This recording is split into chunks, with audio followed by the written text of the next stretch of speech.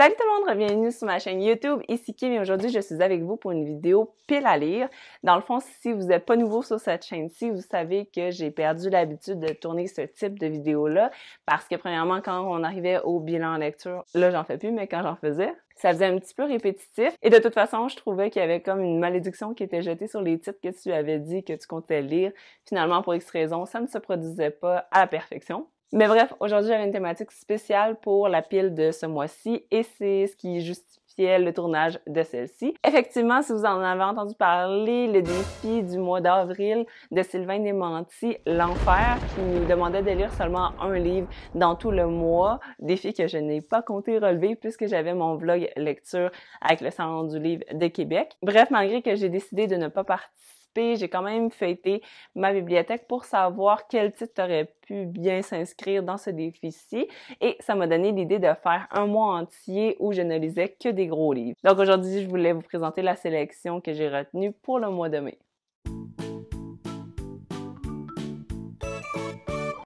Alors, je vais pas vous donner tous les détails des résumés de chacun des livres parce que je m'en souviens pas exactement et de toute façon, je voulais vraiment concentrer ça sur l'ordre et les raisons pourquoi je les ai pris.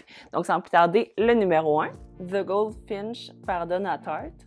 Celui-là, en plus de compter dans ma palle physique à diminuer, il comptait également dans mon défi MH Tapal. Dans la catégorie livre qui a remporté un prix, justement, il a gagné le Pulitzer. Et pour vous donner une idée en termes de longueur, il fait 771 pages, en temps d'écoute, 22 heures. Habituellement, un livre moyen, mettons, jeune adulte de 300-400 pages, ça fait autour de 8-9 heures environ. Fait que 22 heures, c'est pas pire. J'ai super hâte de le lire parce que c'est un livre qui est sur ma pile à lire depuis vraiment très longtemps et dont j'entends parler depuis très longtemps. Et en plus, il a une adaptation cinématographique avec Ansel Elgort, entre autres. Donc, j'ai super hâte de pouvoir voir le film une fois que j'ai terminé le livre.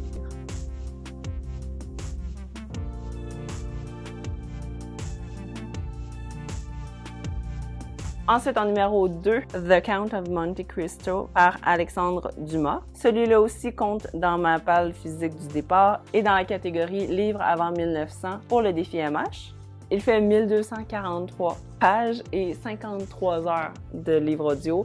Je pense que ce serait le livre audio le plus long que j'ai jamais écouté / lu puisque je vais le lire en même temps. Le livre audio, en passant, ça me sert vraiment à garder un rythme constant, pouvoir aussi le continuer même si je fais des tâches, par exemple la vaisselle ou aller promener le chien. Donc, je compte sur ces médiums-là pour m'aider dans ce gros défi que je me lance ce mois-ci.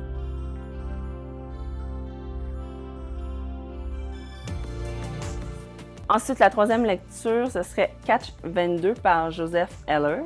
En plus de compter dans ma palle de départ, je l'ai également choisi parce qu'il faisait partie d'une catégorie livre le plus vieux sur ma palle du défi d'MH. Il fait 638 pages et environ 20 heures d'écoute. Je l'ai par contre en français, donc je n'ai pas trouvé de version audio gratuite ou accessible pour pouvoir le lire en même temps, mais ça devrait bien aller. En plus, c'est écrit pas si pire.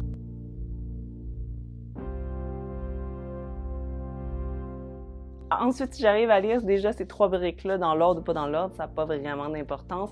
Si j'arrive à mettre la main sur ce livre-là, je serais vraiment très contente. The Fountainhead par Ayn Rand. Il s'agit d'un livre qui ne faisait pas partie de ma palle originale, mais bien d'un achat que j'ai fait en 2022. La raison pour laquelle je voulais le lire, que je me suis intéressée à ce titre-là, c'est parce qu'il était mentionné dans The Perks of Being a Wallflower, que j'avais lu en février cette année. Puis c'est ça, je l'avais pas trouvé à grand endroit. Puis il paraît que c'est quand même relativement un classique, donc il m'intéressait beaucoup. Et il est écrit en très petit, 727 pages et l'équivalent de 32 heures d'écoute. Alors voilà les 4 livres officiels que j'aimerais lire ce mois-ci, puisqu'ils faisaient partie stratégiquement des défis que je comptais faire. C'était des gros livres, donc plus de 600 pages. C'est ça, si j'arrive à tout lire ça, ça va quand même faire un gros nombre de pages et un gros nombre d'heures d'écoute. Mais comme dans tout bon plan, il faut prévoir que les choses ne vont peut-être pas se produire comme on l'avait estimé. Donc c'est pour ça que je me suis fait un plan B. J'ai cherché dans mes bibliothèques d'autres livres qui pourraient convenir si jamais les autres livres, je me tanne ou je les aime pas finalement ou X raisons qui me tentent pas sur le coup. Je vous avais sondé sur Instagram justement à savoir qu'est-ce que vous considériez, vous, comme un gros livre. Et la grande majorité m'aurait laissé compter un livre de 500 pages et plus.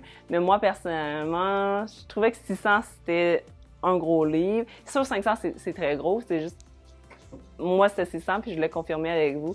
Ce que vous en pensez. Alors, c'est pour ces raisons-là que je vais pas compter les deux livres que j'avais envie de compter.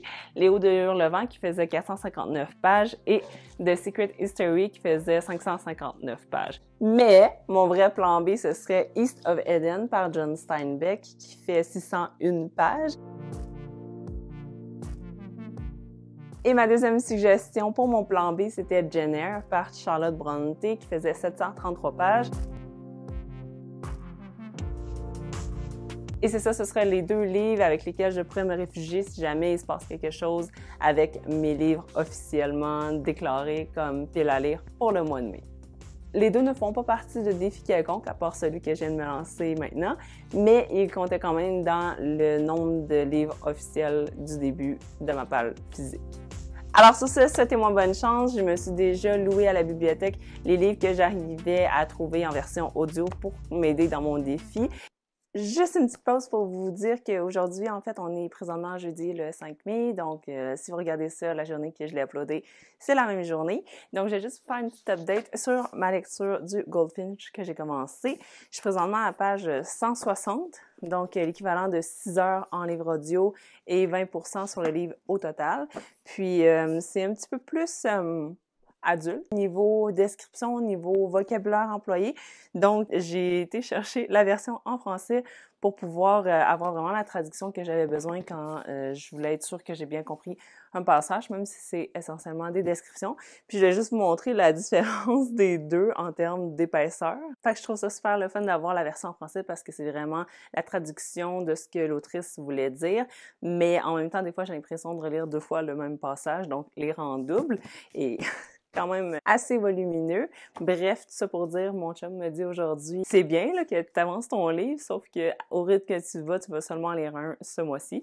Donc, il n'a pas complètement tort, donc je vais augmenter la cadence puis espérer passer au prochain livre d'ici la fin de la semaine. Ce serait quand même ambitieux, mais assez réaliste. Je ne sais pas encore si je vais faire un vlog. Dites-moi dans les commentaires si c'est quelque chose qui pourrait vous intéresser parce que je ne sais pas encore combien de livres je vais lire au total. Puis si j'en lis pas beaucoup, je ne sais pas à quel point ça va être divertissant et intéressant pour vous. Donc, à suivre. Souhaitez-moi bonne chance. Et défi supplémentaire pour le mois de mai, j'ai décidé que je n'achèterai aucun nouveau livre. Premièrement, parce que c'est assez.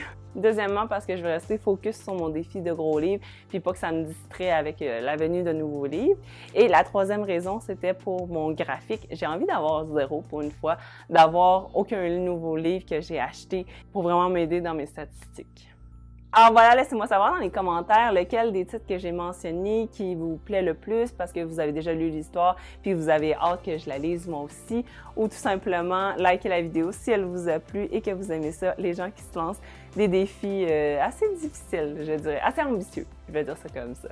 Sur ce, je vous souhaite une très bonne journée et on se retrouve dans une prochaine vidéo. Bye!